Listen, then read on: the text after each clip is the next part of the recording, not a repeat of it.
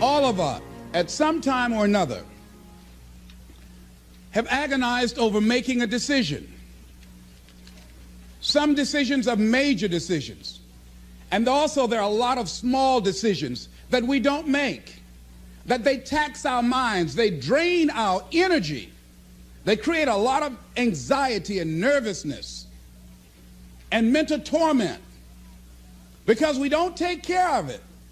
We decide not to decide, which is a decision. Deciding to decide, to act, is a major, major challenge for all of us at different points in different areas of our lives. And there are things that happen to us along the way, experiences that we have that prevent us from working through the mental block of acting, of doing those things that we know we ought to do.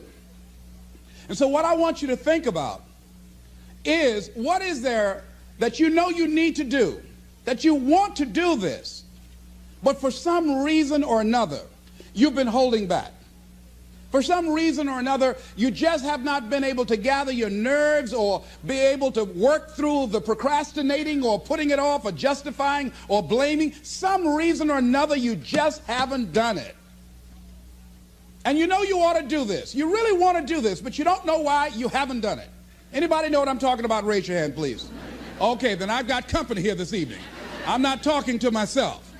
Now, first of all, we know that this is not easy. Because in order to begin to reinvent your life, you've got to make a conscious, deliberate, determined effort. That you really have got to put all of yourself into it. It's very challenging to act, to do those things. There are times when you're looking at it and you say, I know I need to do this, but I don't feel like it. I don't want to do it. I know I need to do it, yet leave me alone. No, I don't want to do it. So what do? What are those things that cause us to do like that? I think that among the things that prevent us from acting is the fear of failure. And if you've already failed, you don't want to fail again. The pain of that, the disappointment, the fear of loss is another thing. Because many times when we do those things that we know we need to do, we feel that we might lose somebody that we love very much and care about. We don't want to hurt anybody. Many of us don't act because we want other people's approval. We want everybody to like us and to accept us. And that's not possible. Many of us don't do the things that we want to do and don't act because of lack of self-confidence. We don't believe enough in ourselves. I have a friend who's been working on a job where she's miserable, talented, want to go to another place that she can do what she wants to do and make the kind of money that she would like to make, and had some offers. But because of her fear and her lack of self-confidence of things might not work out, she won't take a chance on herself. So there she is spending 8 hours a day, 5 days a week, and she's miserable. She hates to go to work. They're not paying her what she's worth. She knows it. But yet and still, she won't do that which she knows she must do, and it's wearing her out. There are a lot of people that their jobs are making them sick because they won't act. You check out the absenteeism and the people that are depressed. You see them coming to work angry. How you doing? I don't know. Just leave me alone. It's not even 9 o'clock yet. You're talking about good morning.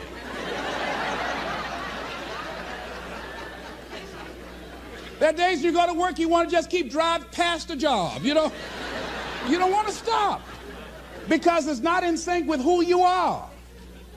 But you haven't acted. Have another friend. This guy's brilliant. He's a business consultant. He helped a lot of people get their business started. And people come to him because they know he's knowledgeable. But this guy won't start his own business. Now, he's very smart. He can do it. Everybody believes in him except him. And he's so smart, he's talked himself out of it. Well, the numbers aren't right. And so there are many reasons why we don't act. There are other things, though, that affect us is that not wanting to take personal responsibility. We want somebody else to do it. And many times we pick up our inability to do certain things from people that we love, people that we admire. We identify with them, and we live in the context of their ideas, their opinions, and their life patterns. We buy into it unconsciously. My mother is a pack rat. She keeps everything. She doesn't throw anything away. And I have unconsciously picked that up. Now, my mother never said, let me show you how to keep everything, Les, and just clutter things. I unconsciously picked that up, many times unconsciously. We try to honor the people we love by being like them. By the same token, I realized something about myself when I had some major decisions to make, and I found myself acting like my mother. See, my mother's the kind of person that when she has a problem with one of the other foster children that she adopted, she won't confront them. She will call me. Les, why don't you tell Linda to move? She's lazy. She won't go to work. She runs the street all day, and then she comes home and wants to sleep all day, and I think she's doing drugs. I said, but Mama, why don't you tell Linda that? I bought the house for you. I told you when she wanted to come home, don't let a grown person come there and take care of them. You let her in. Well, after all, she's my child. Mama, then you handle that. When I tell her to leave, she say, Mama say I can stay. Mama, can I stay? And you tell her yes, and then you call me and say, she's still here.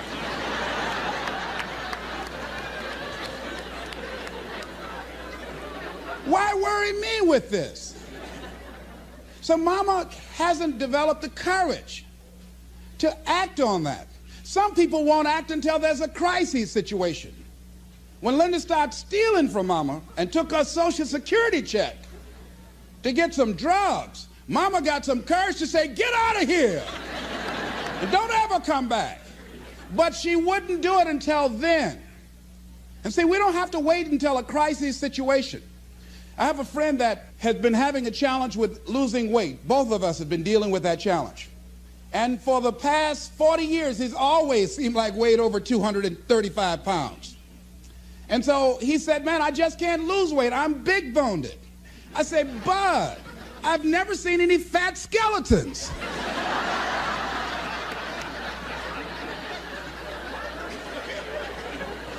No, you need to act on your health.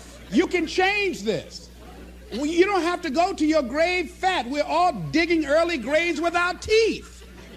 We don't have to do this. They need to have a support group around M&M peanuts. You want a support group on something, and throw Snickers in there too. Bud and I can tell you about the help we need with that. So what happened with Bud, though, he became ill a few weeks ago. See, Bud in the last few weeks has lost more weight than he's ever lost, even when we were competing with each other, betting a lot of money. But what happened was, Bud became diabetic. He went into an insulin shock.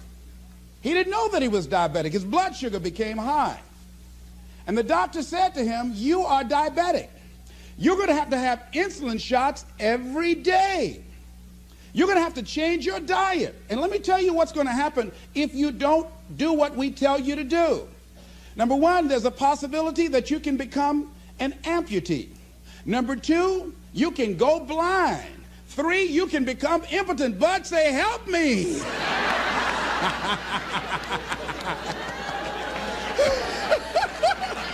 Like those guys with Paul, when Paul broke out of jail, those guys say, tell me what I must do to be saved.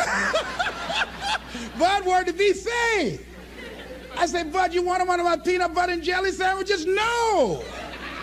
I said, Bud, I can't believe you're eating vegetables, man. You're exercising. He said, that's right, and jogging in place too.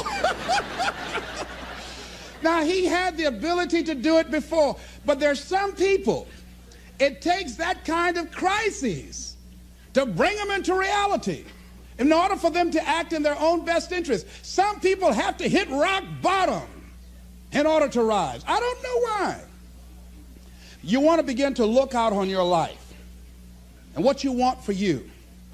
And I think that when we begin to focus in the area of what does it take for us to act, I think we can say events can inspire us to act, like that particular event in his life. Circumstances. A friend of mine, he wanted to do something and he just did not have the motivation and the drive and the confidence within himself. But his circumstances changed overnight through an acquisition of the company that he worked for. He lost his job through the inspiration of desperation. He had to act. See, life also are things that can inspire us to act. See, we don't have the courage, and that's what it takes, courage. It takes guts to do that which you know you need to do. If you don't have the courage to act, life many times will move on you and make you act. Life will whoop your butt so bad. You will be so miserable, you will catch so much hell, you say, yes, I will do it. What do you want me to do? Take me. A friend of mine said, I can't stop smoking. I can't stop smoking. Doctor said, Sam Axelrod, you have emphysema.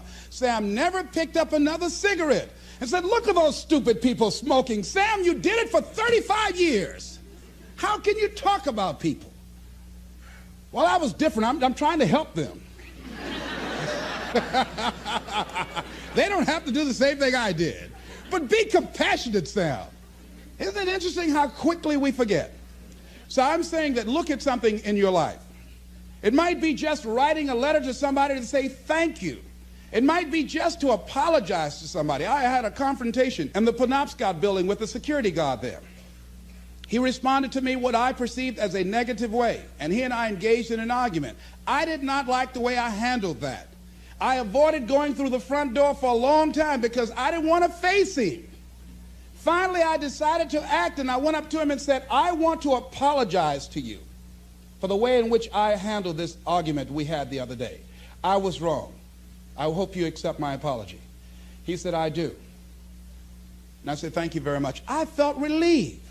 Now, when you decide to act, it's not always going to be like that. A friend of mine did some work for me. It was below par, to say the least. I knew that this guy was capable of doing better work. I knew that he also had a fragile ego. So I was trying to think of what is the most sensitive way in which I can share this information with him. Because I wanted him to do my work over. I was going to pay him for what he did. But I needed my work done right. But I was afraid that I would hurt his feelings. I was very, very meticulous in how I approached him. And I said, let me share this with you. You know I care about you. And that you're a very talented and gifted person. And you and I both know that what you have given me is not a true reflection of your talents and abilities. And I'm saying, let's go back in the studio and do this again. And he said to me, I'm going to forget you ever said that.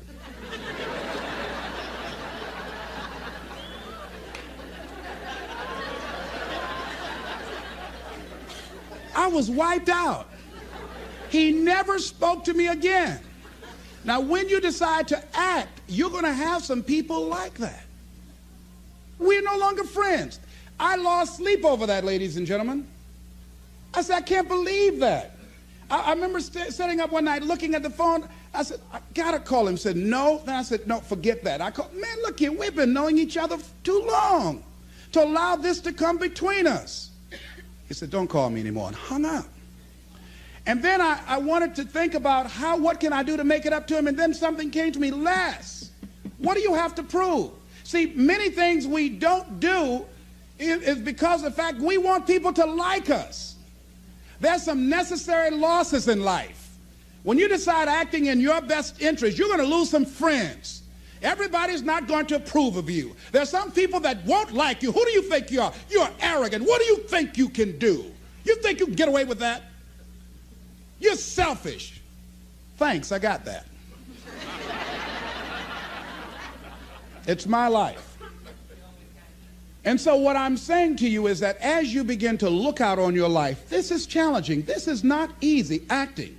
So what are the things that we can begin to do to harness our will? Number one, you've got to bring it out and look at it. You got to take the power out of it. You've got to expose it to the truth. And the truth is that it has no power over you. So write down something you want to act on, but for some reason that you've been holding back, and look at it. The next thing is, ask yourself the question, is it helping you to continue to put it off? If it's an asset for you to continue to procrastinate, then continue to do that. But if it's a liability for you, if it's causing you some mental and some emotional challenges, or perhaps a financial problem, look at that. Examine that for what it is. Next step, ask yourself, what's blocking you? What's preventing you from acting? Why don't you have the courage to handle that? Why won't you face that? What are you running away from? What kind of avoidance behavior are you engaged in? Next is, what is the worst thing that can happen when you take action? So I looked at that. And I said, what's the worst thing can happen when I tell him this? He can say, I don't like you. And he did. Now what happened? I experienced that. I looked at that. I saw that. And guess what, ladies and gentlemen? I didn't die. My feelings were hurt a little bit. I lost some sleep about it. And sometimes I think about it when I drive past his house. But I'm still here.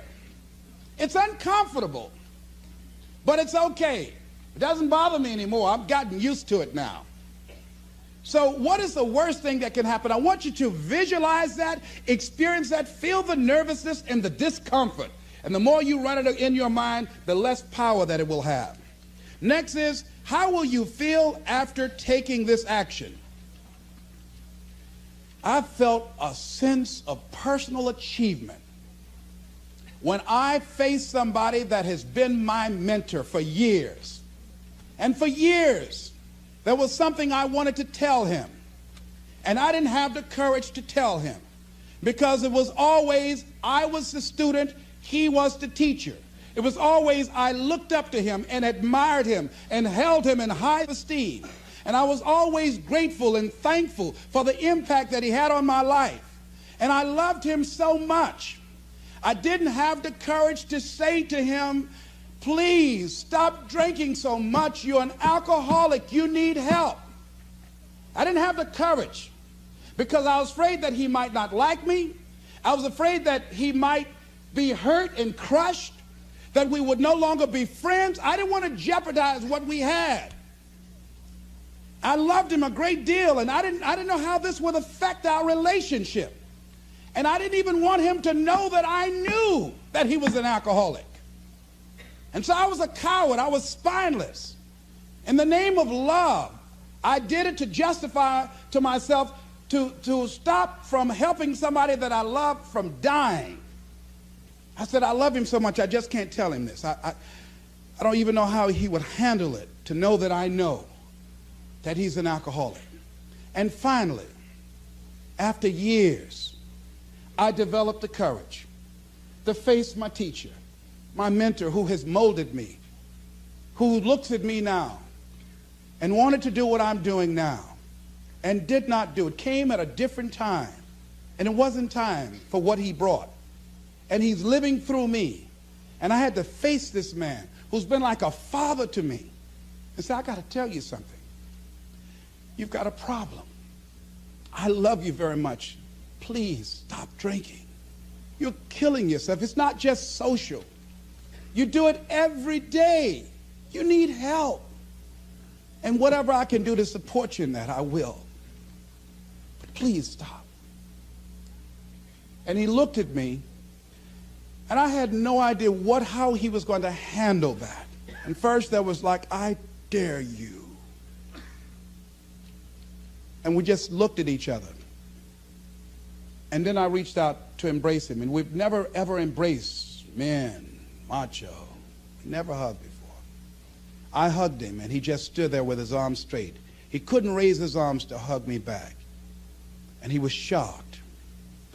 And after he got over the initial shock, when he could bring himself to speak, to maintain his composure, because he could never afford to let me, his student, see him vulnerable or admit that I was right. He said, I'll be seeing you. And I said, yes, sir. I said, tell your wife I'll be by the house to see y'all before I leave. And when he walked away, at first I was very depressed about it. And I said, well, maybe it wasn't my place to do this. And you know, when you act, you're going to have some second thoughts. And then I said, no. I did what I felt. I did it because I feel very strongly about this. And fortunately, he called me back a few weeks later and left word with the answering service. Leslie Brown, I just want to say thank you. And hung up. That was a good feeling. When we look out on our lives, you ask the question, what are you going to do? Look at, as you think about this that you know you need to handle, what are you going to do? And then write down 3 strong reasons on why you know you must take action. And be explicit and descriptive in your reasons, because your reasons have power. Your reasons will drive you. When you have doubt, when your faith becomes weak, your reasons will fortify your faith. When you have an inner conversation, say, no, don't do that. Your reasons will become your rod and your staff to comfort you, to take you through those challenging moments. So write down your reasons. And what you will find, that when you decide to act, when you decide to take life on, and let me warn you, it can be painful, it will be uncomfortable, and that's where the growth is.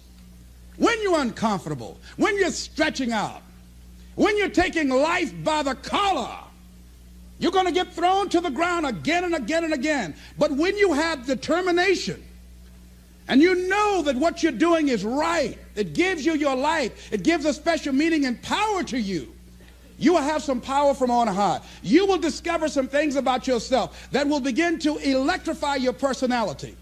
You'll begin to discover some things about you that you don't know you've got when you put yourself in that type of challenging situation.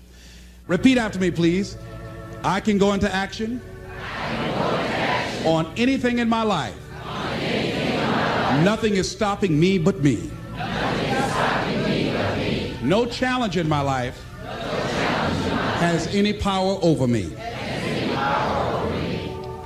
Here's something that Howard Thurman wrote on the decision to act.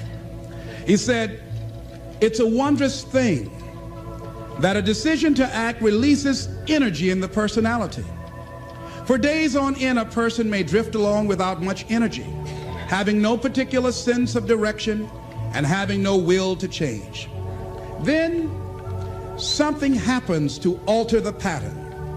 It may be something very simple and inconsequential in itself, but it stabs awake, it alarms, it disturbs.